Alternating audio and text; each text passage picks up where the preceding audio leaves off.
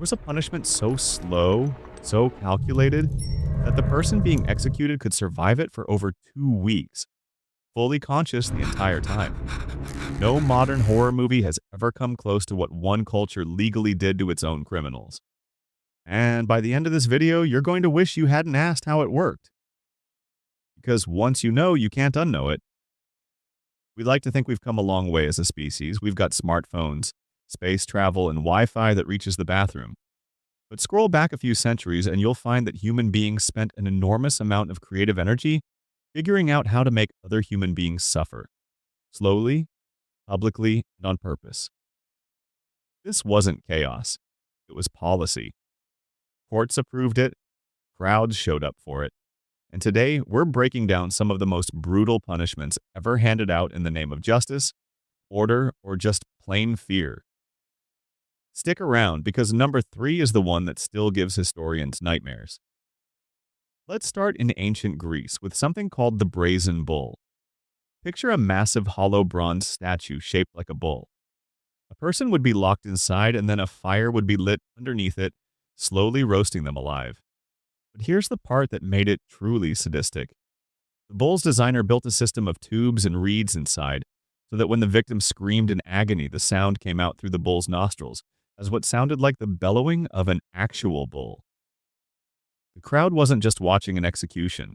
They were listening to a twisted kind of performance. And in one of history's more poetic twists of justice, the man who invented it, Cruelest of Athens, is said to have been the very first person forced to test it out. Now let's head to Imperial China, where a punishment called lingqi was reserved for the most serious crimes, things like treason or killing a parent. Executioners would slowly remove small pieces of flesh from the condemned person over an extended period, sometimes stretching the process out for hours or even days. The goal wasn't just to kill, it was to prolong the suffering as long as humanly possible, while also serving as a public warning. This punishment was so infamous that it eventually made its way into Western language as the literal phrase, death by 1,000 cuts. It was officially abolished in the early 20th century, but for centuries before that, it stood as one of the most feared sentences a person could receive. This is the one I warned you about. It's called scaphism, and it's believed to have been used in ancient Persia for those accused of extreme betrayal.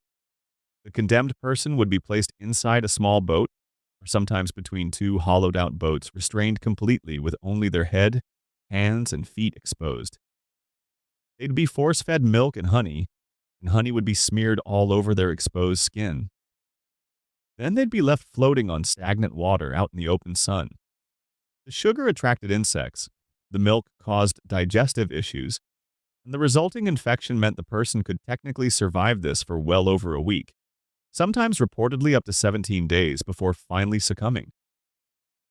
It's one of the slowest, most psychologically engineered forms of death ever documented, and historians still debate exactly how widespread it actually was. Let's move to medieval and early modern Europe, where the breaking wheel became a public spectacle across countries like France and Germany. The condemned would be tied to a large wooden wheel, and the executioner would systematically break their bones with an iron bar or hammer, working from the limbs inward. Afterward, in many cases, the still living body would be woven through the spokes of the wheel and left on display, sometimes for days, as a warning to anyone passing by. Public executions like this weren't hidden away. They were town events. Families brought their kids. That's how normalized this level of violence once was. And finally, one that sounds almost too strange to be real. In parts of Europe during the 16th and 17th centuries, punishment involving rats was used to extract confessions. A cage containing a live rat would be placed against a person's bare stomach, and heat would be applied to the opposite side of the cage. The rat, desperate to escape the heat, had only one direction to go, through the person's body. It wasn't always fatal, but it was used specifically because the psychological terror of it often broke people before the physical pain even needed to finish the job. What strikes me about all of this isn't just the brutality, it's how organized it was. These weren't random acts of cruelty. They were systems built by governments, approved by courts, and carried out in broad daylight in front of cheering crowds. It makes you think differently about what justice has meant throughout human history and honestly, how far we've actually come. If this kept you up at night in the best possible way, hit subscribe because we're covering even darker chapters of history every single week. And drop a comment telling me which one of these disturbed you the most. I'll see you in the next one.